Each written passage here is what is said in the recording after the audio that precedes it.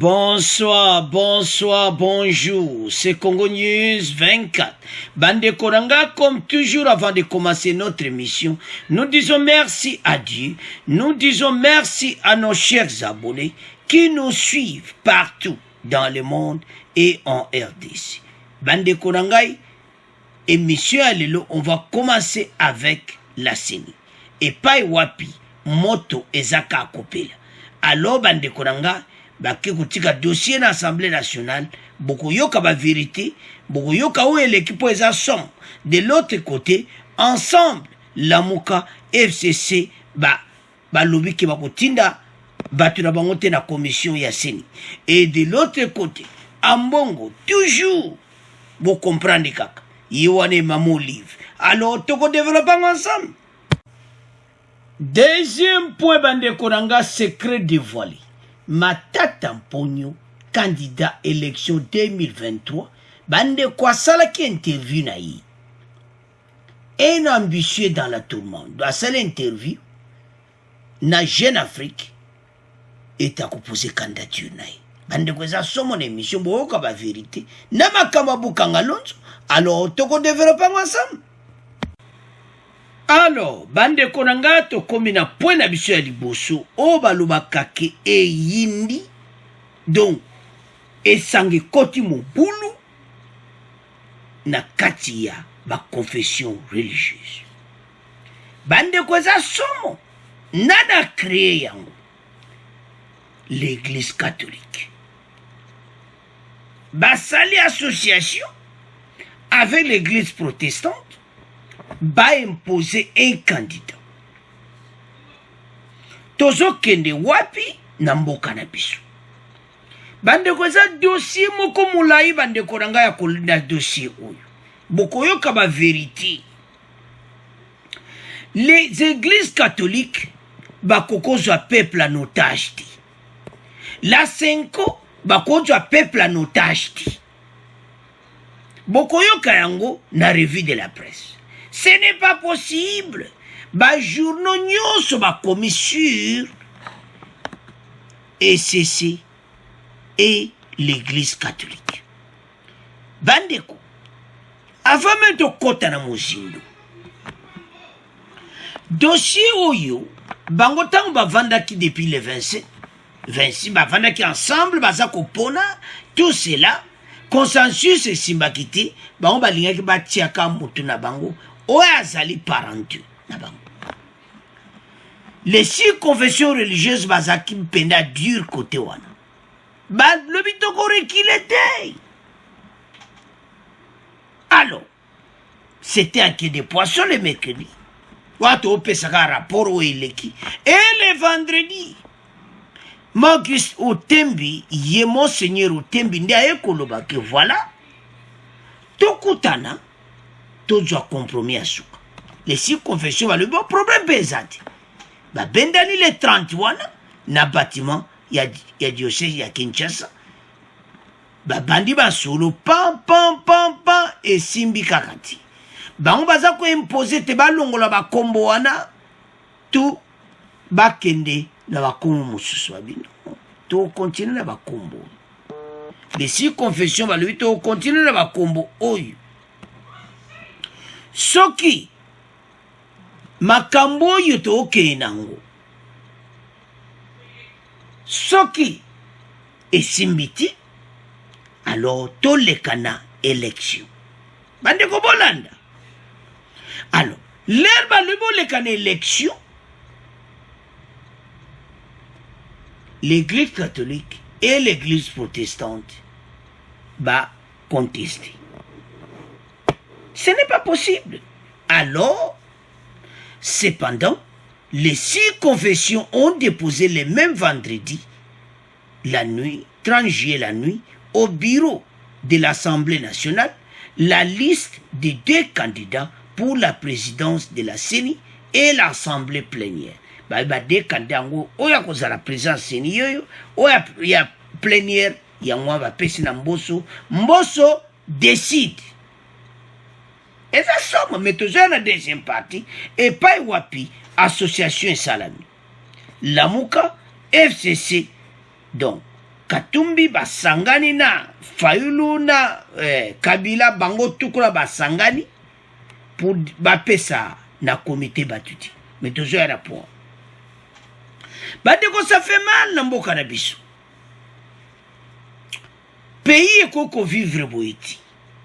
Bango bakozwa peuple en otage. Peuple a s'attendre que président de la CENI abima, mais bango te. Bandeko ezamawa. Ambongo yaza cardinal. Soko tali makambo parce que c'est lui qui est le numéro 1 à la tête de l'église catholique. Un cardinal maloba na ye, il faut za maloba oyo kotia kimia na mboka, oyo kosunga mboka. Mais soko lani maloba na ye, azana parti pris. To boite la relation bazana ngona ancien gouvernement, ndeto zo mona maman Olive, na ye ensemble, la relation oyo bazana ngo, esuka na relation bazana ngo. Mais baye la biso ngo te na makambo oyo etali important, oyo eza très important ya mboka.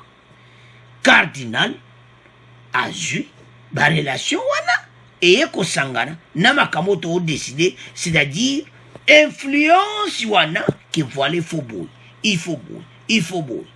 Tala. To tika bajiko. Mboko yo na biso ba Congolais basi ba comprendre nyonso. Les 6 confessions religieuses de bozomona bango wana to féliciter bango. Peuple abete la bino maboko. Boboyi catholique ba imposer bino. Non, c'est non. Balu bakozonga simati. Alors, balatisi bango que bino boza bato boko décider kapo bino kabo boza catholique bo décider pour na bato. Bande waranga revenez un peu en arrière. Abe Malu Malu, Ngoyi Mulunda et Corneille Nango. Botala kaka be église na bango ba utaki. Totala be église na bango. Ce n'est pas possible. Il y a le quotidien fait le bilan catastrophique selon les confrères du passage d'un catholique et de 2 protestants à la tête de la commission électorale nationale indépendante. Catholique moko aleki, Abe Malu Malu, mawa. Ba protestant baleki, Ngoyi Mulunda. Corneille Nanga, mawa na mawa. Siko tozonga lisuna makambo wana. Abe Malu Malu catholique. Désordre na désordre. Ngoyi Mulunda, protestant. Désordre na désordre. Oyo jwa Corneille Nanga protestant. Désordre na désordre. Surtout kende wat. Bango bali tozonga lisu catholique na protestant mutu bino? Non. Bango basana bila ya mabe. Si quand une église de réveil, bah tous église de réveil. Parce que oya bango banda ba banda désordre na désordre. To moni elo komokoti. Alors, et comme ina soni, oyo ba journée musu na Kinshasa, bazo benga la haute bagarre. Constate pour sa part, peut-on lire dans ce journal, on ne devait rien redouter en raison de la liberté attribuée aux confessions religieuses dans la désignation des candidats à présenter. Donc, Mawa, bat Oyo Balbazo a payé en otage. Mais avant de progresser l'émission, tout le monde a extrait Oyo. Bongo, tu continues l'émission. La une de la presse, cette semaine à Kinshasa. À la une du journal Le Phare, 3 cycles électoraux chaotiques, ça suffit. Ce quotidien indépendant fait ainsi le bilan catastrophique selon les confrères du passage d'un catholique et de 2 protestants à la tête de la commission électorale nationale indépendante. L'abbé Apollinaire Malu Malu, le pasteur Théodore Mulunda Ngoyi, Corneille Nanga. alors qu'ils occupent le premier rang de ceux qui exercent des pressions sur le gouvernement pour que les élections prochaines se tiennent dans le délai constitutionnel et écrit le phare, les représentants des confessions religieuses semblent oublier que le respect du calendrier électoral est la conséquence de toutes les étapes y afférentes. Seni, la haute bagarre, constate pour sa part le journal La République. Initialement, peut-on lire à ce sujet, l'on ne devrait rien redouter en raison de la liberté attribuée aux confessions religieuses dans la désignation des candidats à présenter. Bien plus, ajoute le journal, du fait de la modification de la nouvelle loi organique au terme de laquelle la nouvelle architecture limite les pouvoirs du président de la CENI. Hélas, la culture nationale caresse plutôt la dictature dans la gestion, quel que soit le poste. Le quotidien Le Potentiel, pour sa part, parle d'un impossible consensus entre les religieux. Ce journal appelle alors ces religieux à s'armer de courage et d'honnêteté pour révéler au public la motivation des clivages entre les églises catholiques et protestantes d'une part, les orthodoxes, les kimbanguistes, l'armée du salut, la communauté islamique, les églises du réveil et les églises indépendantes d'autre part. Fin de citation. Et de conclure, quoi qu'il en soit, les confessions religieuses n'ont pas le droit de prendre le peuple en otage. Alors, bande konanga tolandiwana. Les confessions religieuses n'ont pas le droit de prendre le peuple en otage. Ezamawa Pesoni. Un impossible consensus entre les religieux. Bandeko, Église catholique va créer oyo nyonso. Oyo kakambutu mbutu na kati ya réunion. O balwaka esi eyindi eza ya koyinda. Si confession balobi tala bokokoka biso ti. Biso tokozonga nsima ti. Histoire ezoloba. Histoire ezolakisa clairement ete bozalaki na abe malumalu ya catholique atie potopoto. Ngoyi mulunda protestant potopoto. Corneille nanga protestant potopoto. Alors, siko église catholique na protestant boye la biso lisusu nani. Boye la biso lisusu potopoto mawatu. Eza ya koyinda esi eyindi. Bande considération oyo. Soki mobulu esi koti nango. Pagay na kati. Nasi na kati ko. Baso peta ba message tum encore baso ba joki message wuti na likole pa cardinal asi apesi ba principe abinde bozo kende wana abenchole tambo comme il faut bo sala bo do ba benchole basi ba ju ba direction pa yemoko le cardinal ambo nzambe wapi liloba catholique ezai kote ya batu catholique komi nango bo comprendre kaka ovandi no kaka bayelo ka jipa munene ka baye bakabilo pe ya musika baye bakabilo na basashi bakabilo jip kaka boy bon wala biso matolo bato tinga ngala bino po tozo comprendre ti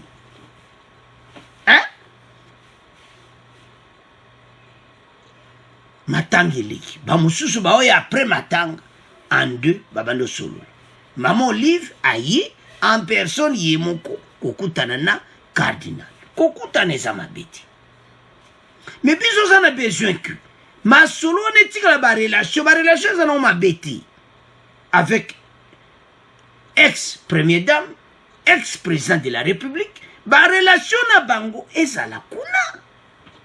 Biso tokomi na état oyo tokende le peuple d'abord. Toza na besoin mboka oyo etambola na ordre. Pourquoi? Bakambi bakomi pena kaka liboso tozo boyebi bandeko. Vous vous souvenez? On disait oh voilà, l'église de réveil kaka mbongo mais lelo tokomi ya. Bandeko bela catholique sozo la mission comprendre tolo bande vérité. Église catholique na protestant bazo critiquer église de réveil ke bango kaka mbongo kaka la lelo tokomi wapi. Catholique pa koti na kati ya masolo. Réveil écoute comme na moi bien. Donc catholique comme peso l'acception ka polele boy. ba promettre au Jeep yango wana siko bozoloba ke église de réveil ba promettre bango ba Jeep mais biso za na preuve et église catholique Jeep ba prometaki yango wana toyebi ke bapesa yango kala mais avec une mission Jeep wana eza bapesa ye kala depuis l'année passée mais eza na mission toza bazoba te toya bana mike te dossier toza nango eza somo tozoya na deuxième partie epai wapi ensemble lamuka FCC baboyi kokende kopesa na kati bapesa na kati ya komite bato baponaki mais tozoya na point pays tozokende na pays ti wapi les confessions religieuses bazotonga mboka te baza kopanza baza kokabola mpena le peuple non ce n'est pas possible pourquoi impossible à consensus pourquoi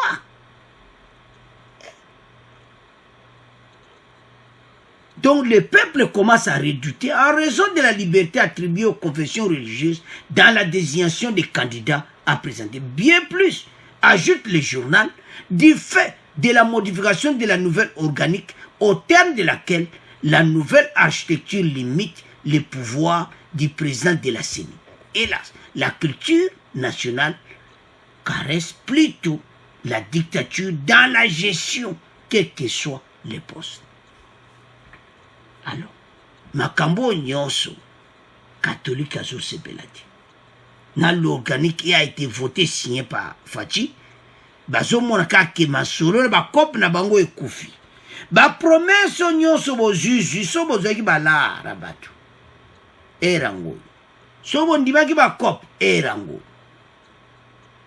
po ba si confession religieuse bazongisima te bake kpakpa babeti pokokokoko. Mais c'est Mbosso, oui, c'est qui les 6 confessions religieuses? Entre Bakotaboui, la liste yango ya 2 personnes. Oyo présent à Seni, Oyo à l'Assemblée plénière. Yaya, lobby, désignation du président, travail achevé, la primaire réservée à l'Assemblée nationale. Et Zamawa. Alors, token de Sikoyo, na Oyo association Salami Katumbi, Kabila et Fayulu. Une association que ndenge za wana comité wana biso to kotinda batu te kuna. Quel esprit bozobo mamboka Mbosso abengi baya na bakombo na bango. Voilà la réponse. Oyo, Martin Fayulu, Katumbi et ex-président Kabila Bapesi. Constatant l'absence du consensus au sein des confessions religieuses, Ensemble pour la République dénonce dans un communiqué publié vendredi 30 juillet la confiscation par certains du processus électoral de 2023 en verrouillant la composition de la CENI. Il joint à cet effet, à savoir à celle des forces sociales et politiques, dont la Mouka de Martin Fayulu et FCC de Joseph Kabila, qui plaident pour un consensus national en vue d'un processus électoral apaisé, transparent, inclusif et dans les délais constitutionnels. Ah, Mbokoye, Namawana Soni. Association Bozo Sala contre qui? Atakoudba yina. Régime Oyo Fachazo dirigé. Atakoudba yina. Boutiakaka désordre. Na époque, il y a ex-président Kabila. Et le connaît tout monaki ya malunga na processus électoral. Corneille Nanga bahozo ba décision na bango. Lobi to yokio ba machine ziki. Lobi to yokio boy na boy. Bazol lokota ba pe ba carte d'électeur na nzela. Mais pourquoi vous êtes contre le processus oyasika? Balobi lokola. Ce qui s'était passé hier, vendredi, lokola consensus yokaniti. Mais, basali consensus yokaniti, ils sont reçus comme un vote. Basala vote, tokeni to pona mutu. Catholique à l'obio, vote exact. Tokotien la mieux excellent. Vote exact. Au lieu de vote, binobo longola mbatu, wana bisobito longola et tout ça. Si confession religieuse a bikoma, biso tokore kilete, biso topese candidat na biso, binobi mo pesa, to vote, bongo mabe wapi. Bazo mona ki ba ozane échec, parce qu'il y a 8 confessions religieuses, 6 baza côté moko. De wana tunangana tuna yo.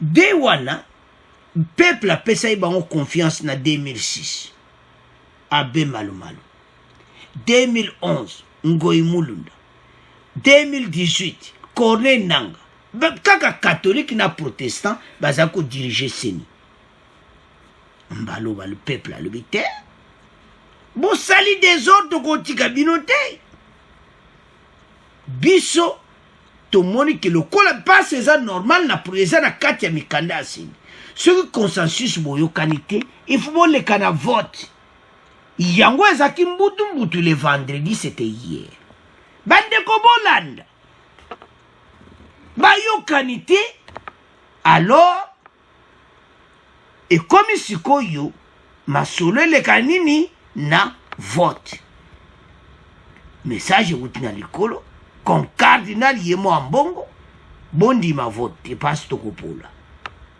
bon comprendre parce que au nom ya 5 ans hier vous en avez vraiment et l'église protestante va le peu vote ezalati ce n'est pas possible et comme tabande ko totelema mboka na biso o eza mboka na biso alors tolanda extrait oyo boyoka o esalamaki lobi bongo to continuer émission na biso atako bango banso mwambe bayokani te bakambi biyamba motoba batikaki mokanda molobi ete baponi mokambi ya seni mpe molakisi elongi na bango na plénière ya seni baye armée du salut batie mpe manzaka te lokola bakatoliko na bamissioni bakatoliko na bamissioni basengaki kolongola nkombo ya bato babale bazalaki na matata mpe kopona bato basusu kasi bakambi motoba baboyaki. Alors nous avons suivi o esalamaki lobi na poko bango balobi na bango ete lokwa conseil de yokanité bolongola bowana mutu na bino oyebi baza na imposition moko non les 6 confessions balobi non on ne peut pas reculer ay bolongola mokambi na bino balongola mais tout le kana vote parce que la loi dit que son consensus de yokanité tokende na vote catholique na protestant va pour y voter bon comprendre que eza possible ti oyo tunini bazolinga batiaka kamu et comment l'air a fait boy donc et le gobalinga ba crier to sito yebi me ko salamati peuple bolande mission batu oyo nyonso oyo baza côté wana oza côté ensemble pour les changements côté ya Martin Fayulu côté ya FCC message zaboui bayokani na suka consensus bayokani te. Alors, comme la loi le que so boyokanité boleka na vote, catholique na protestant bazoye sa bango to koleka na vote ti mais bolongola mutu na bino wana. Biso peto doke na processus mosusu. Non.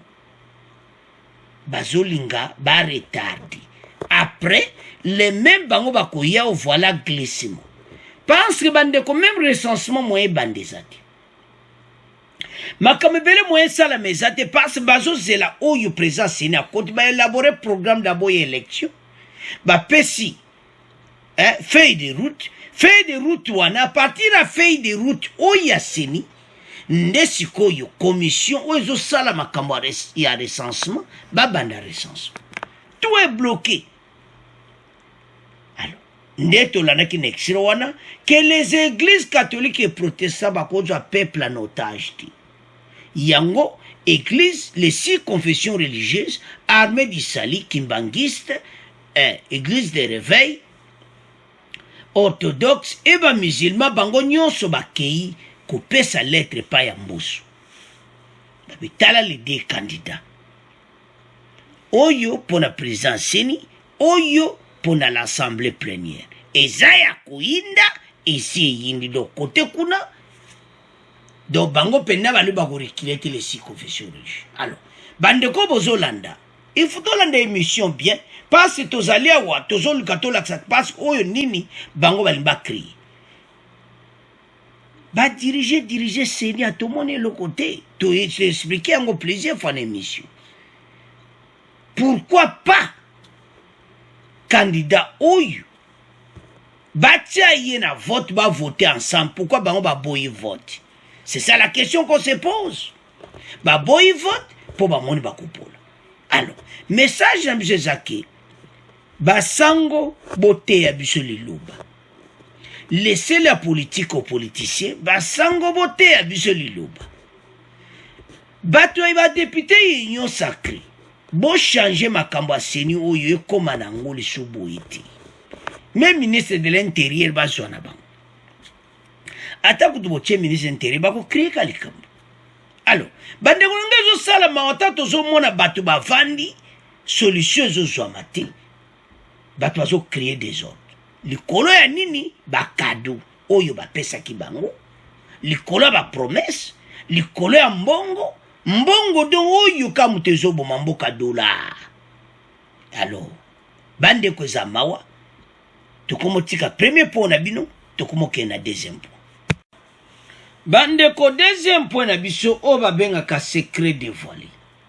Matata candidat élection 2023. Matata Mponyo un ambitieux dans la tourmente. Bandeko Matata Mponyo akordaki interview na Jeune Afrique le 29 juillet Nebozo Monawan. 2 jours passés. Donc, il y a un monaki akobima président de la République. Bandeko zaki interview moulai. Mais comme quand on a ici au tout tia, pour vous tanga, pour comprendre. Nazo yebati. Avant même de progresser.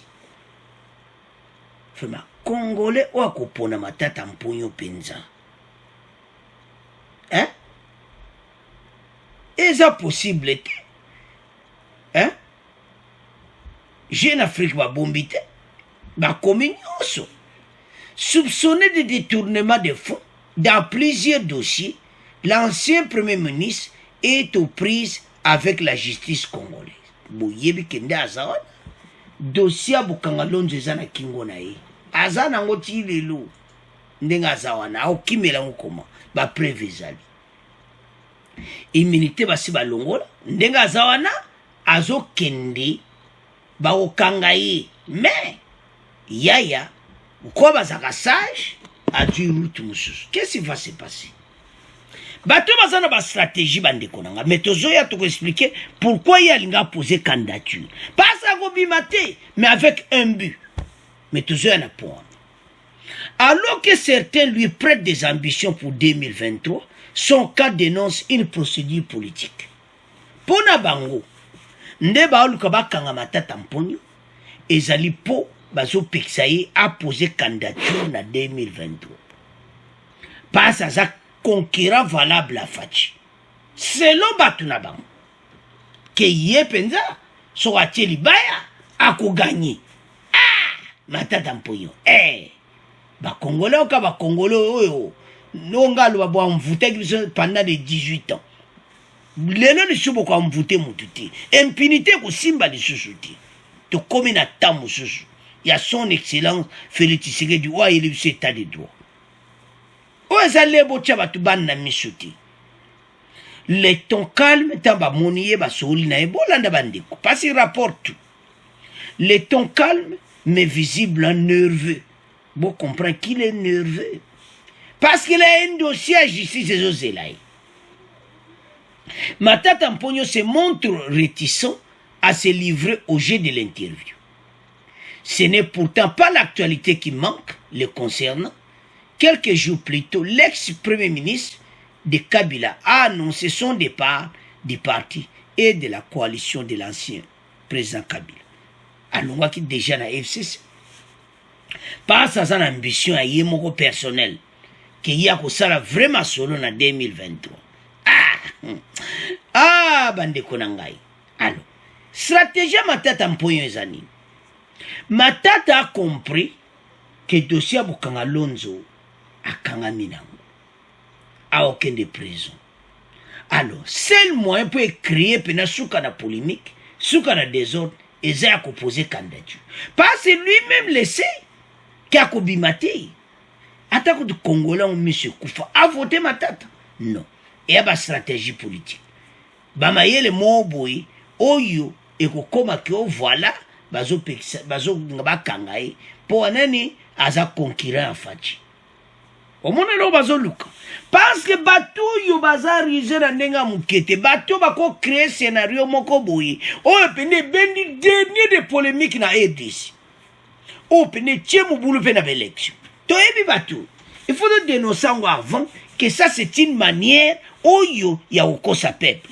Où est sous peuple beaucoup saté, peuple a sa télémie, ou à ce moment ma camion sont clairs, alors beaucoup s'absouti. Alors, qu'est-ce qu'ils ont proposé? Bah bon ici déjà, donc tout a été déjà préparé, il y a posé candidature. Bon que bah dossier toujours à Samba, tout ça prend du temps. Si le nda Samba Bukanga Lonzo, si le lo a se présenté, si comme la l'air à se présenter, bon que la kalate tokoyoka ba comment présenter ba candidature et ba ni kopesama pona koza la présidente de la République. Alors, il y a déjà où la pese candidature na. Tango ko koma Matata Mponyo zare. Allez! Polémique et bandi. Voilà, banbakanga ye, et ça capo, yako, asa candidat, asa concurrent valable, et tout ça. Bako ye la biso ba dernier ba scénario, oyo kuta zane candidat valable ti. Parce ba scénario ezebele bande kuma kambo ezo salama awa. Ba association et salami na ndenga mukiti. Batu basali ba association. Ndebo mwana ki na première partie, Katumbi, Kabila, Fayulu basa la association na bango, que ba membre mba oke na présence seniti. Donc, tant bozo mwana dia ba association, wana bo comprendre ki makamo boza wana na kati. Bandeko politique, c'est très compliqué. Au moins, les sous bateau bazo yo kanati, mais si makuna ba ya bazo solo. Donc, politique, ils ont faire attention. L'annonce avait alors intrigué, était cela, la première étape vers une candidature indépendante en 2023. Ils ont mis le point d'interrogation. S'agissait-il d'un préalable à un ralliement à l'union sacrée de Fachi ou juste un règlement de comptes avec un camp où il estime être mal aimé? Donc, makambo ezami satuana. Candidat indépendante, abima yemo abima président de la République.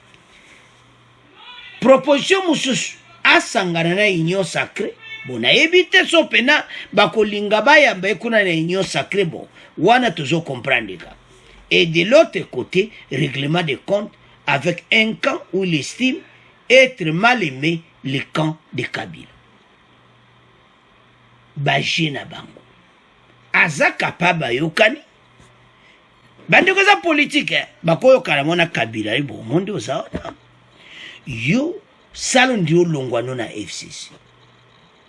yo kende kosala masolo na marque na yo ntango kosala me yo na sa motema oyo ke tozali bandeko bato baza mystique mais ça ne va pas marcher parce que Matata Mponyo soki basite premier ministre pene badétruire mboka eza ye mozitu bango babanda edia kodétruire ekolanda bachibala eza mawa bandeko oyo eza mboka na biso bakongole totelema bato nyonso baza mission eza mpona kotia embrouillement na 2023 mpona kotia désordre mission mosusu eza te boyoki mikolo oyo bamosusu bazochange balangage toyoki mozito mpe abandi kochange langage Adolphe Mozito mpe akomi na bagie moko boyo voilà aolanda sous vérité des urnes te donc ntango bato baosala bagie wana tookomprendre bango faci azomona bango mosika ekosimba te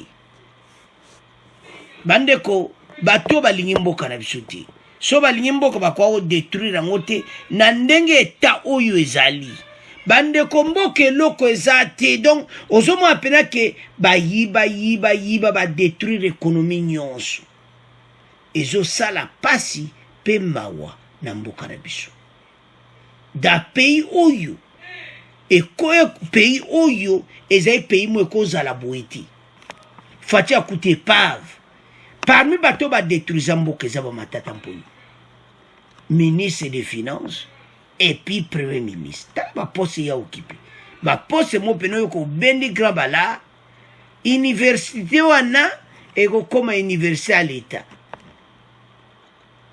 pourtant bapase ye baokanga bapase dossier ne bandeko eza mobu yango tooloba te tozonga siko na côté justice soupçonné de détournement de fonds dans plusieurs dossiers l'ancien premier ministre est aux prises avec la justice congolaise sikoyo bokanga lonzo akokimela ngo wapi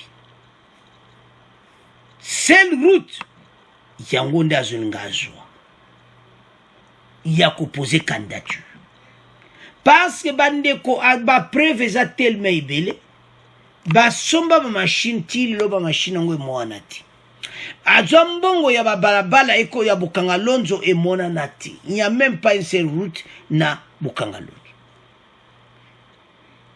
alingeta alobi bato oyo basalaki plan na bango mpona kobenda mbongo na trésor public Matata Mponyo eloni basalaki na lere wana parce bango bakreaka projet parce que mpo babenda mbongo na banque centrale na trésor public basali mpe projet na bango bakrie mpe babendi mpe mbongo na trésor public ale masolo mpe etambola donc c'est ça mission na bango mais ezosala soni na mboka na oyo nyonso basali bandeko na ngai bato oyo bamission na bango to baosala nayebi te soki bakoresile bakopo nyonso baosala pase mpo na nga aokangama me basala na bayebi bango mo neni basalaka yango tozolobaki batala justice na biso malamu parce que moneti Matata Mponyo akozala libre te dossier bokanga lonzo aza mutu mo il faut déjà bakanga ye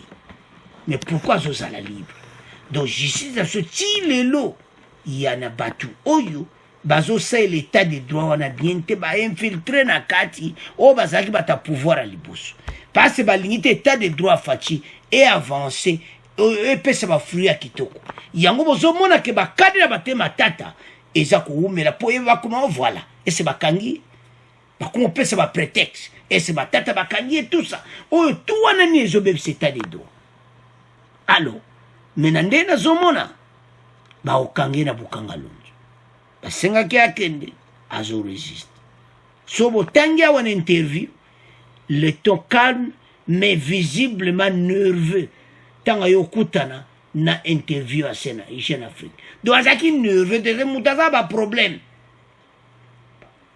ndenge tosoli wana tozomona ti donc ndenge aza wana candidature oyo eza nango kaka mpona kwa donc eza mwa nzela mo ba dosolo mais so tali bien muta ko voter ate mais justice bazane maele parce que tout ezaka ba mbrima après toyoko yaya asa kati akei ndenge Caleb Mutona bendanaki alors bande koranga eza pasi pe mawa alors justice ça me faut ba seconde batala makambo malamu parce que soki toyoki yo boye parce que tout eza ba mbrima pona ngana omona ba mbrima parce que ayebi ka kobima na eti après wanali boyo kako yaya abenen po yembe na Guinée président Guinée master na oyoko pa azepa Alpha Condé na Guinée ale to ba kangeli shuti alors bande konanga c'est à ce point to comment clôturer mission na biso bon abonner massivement bon partager au revoir à la prochaine.